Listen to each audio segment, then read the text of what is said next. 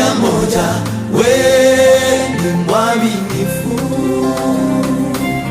Nina historia maalumu, wewe ni chemchemi ya uzima.